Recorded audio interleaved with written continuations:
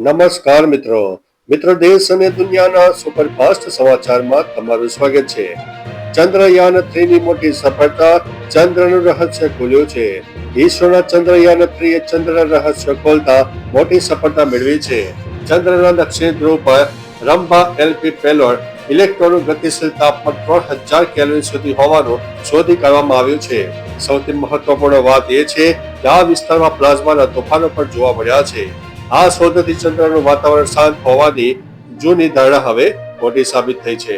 અન્ય મહત્વના સમાચારની વાત કરીએ તો માઇક્રોસોફ્ટ ભારતમાં 1.5 લાખ કરોડનું રોકાણ કરશે।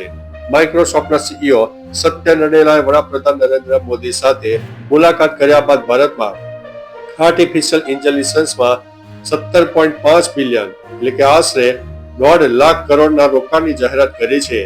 આગામી 4 વર્ષમાં એશિયામાં આ સૌથી મોટું રોકાણ હશે। આ રોકાણનો હેતુ ભારતમાં એઆઈ માટે જરૂરી ઇન્ફ્રાસ્ટ્રક્ચર, સ્કિલ અને ડેટા સેન્ટર વિકસાવવાનો છે, જેથી ભારત એઆઈ ફર્સ્ટ ભવિષ્ય માટે તૈયાર થઈ શકે। અન્ય મહત્વના સમાચારની વાત કરીએ તો અમદાવાદના સુભાષ બ્રિજને લઈને મોટો ખુલાસો। અમદાવાદના સુભાષ બ્રિજના કેન્ટિલીવર સ્થિતિ 5 મહિના પહેલા જ કન્સલ્ટન્ટ પંકજ એમ પટેલે ખૂબ જ ખરાબ હોવાનું સ્પષ્ટ જણાવ્યું હતું, છતાં કોર્પોરેશને રિપેરિંગની કોઈ ઉતાવળ કરી નહોતી। સદભાગ્યે કોઈ દુર્ઘટના ન બની। જો બની હોત તો મોટી જાનહાનિ થઈ હોત। ગંભીરા અને મોરબી બ્રિજ દુર્ઘટના પરથી તંત્ર કંઈ શીખ્યું નથી। આ બ્રિજને હવે 25 ડિસેમ્બર સુધી બંધ કરાયો છે। અન્ય મહત્વના સમાચારની વાત કરીએ તો એસઆઈઆરના કામમાં અવરોધ દૂર કરો, નહીંતર અરાજકતા સર્જાશે।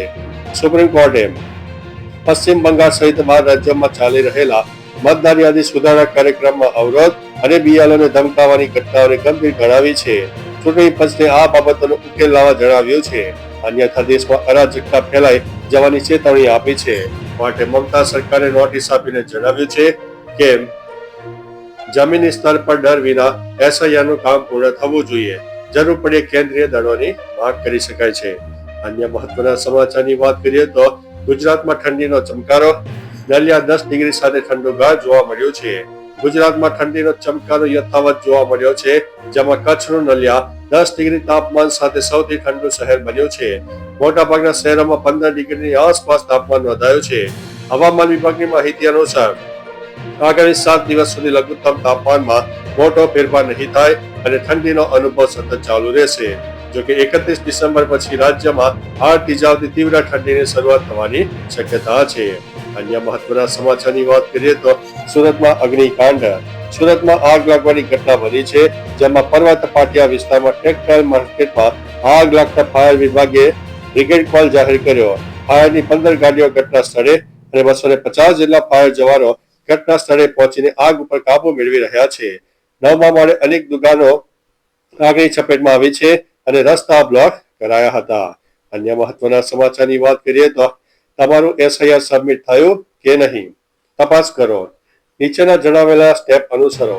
સૌપ્રથમ વોટર્સ ECI.gov.in પર જાઓ। વેબસાઇટના જમણા ભાગે સ્પેશિયલ ઇન્ટેન્સિવ રિવિઝન એટલે કે એસઆઈઆર 2026 વિકલ્પ પસંદ કરો। અહીં બીજો વિન્ડો ખુલશે, તેમાં તમારું રાજ્ય પસંદ કરીને એપિક નંબર એટલે કે ચૂંટણી કાર્ડનો નંબર નાખો અને સબમિટ કરો। તમારું ફોર્મ સબમિટ થયું છે કે નહીં તેમાં માહિતી દેખાઈ જશે। અન્ય મહત્વના સમાચારની વાત કરીએ તો ગુજરાતમાં વધુ એક કાંડ સામે આવ્યું છે। 22 લાખ નકલી મજૂરો જોવા મળ્યા છે। ગુજરાતમાં મનરેગા યોજના મળતિયાઓ અને ભ્રષ્ટ અધિકારીઓ માટે કમાણીનું સાધન બની છે। લોકસભામાં રજૂ થયેલા રિપોર્ટ મુજબ ગુજરાતમાં 22 લાખથી વધુ નકલી મજૂરો હોવાનું સામે આવ્યું છે, જેનાથી સરકારની આબરૂનું ધોવાણ થયું છે। ચોપડે મજૂરો દર્શાવીને બારોબાર રકમ ચૂકવવામાં આવી રહી છે। છેલ્લા 5 વર્ષમાં 7,49,973 જોબ કાર્ડ પણ રદ કરાયા છે। આ ભ્રષ્ટાચાર અંગે તપાસ થવી જોઈએ। તો ચાલો મિત્રો, આ રીતે દેશ અને દુનિયાના સુપરફાસ્ટ સમાચાર લઈને મળતા રહીશો। ત્યાં સુધી અમને રજા આપશો। નમસ્તે।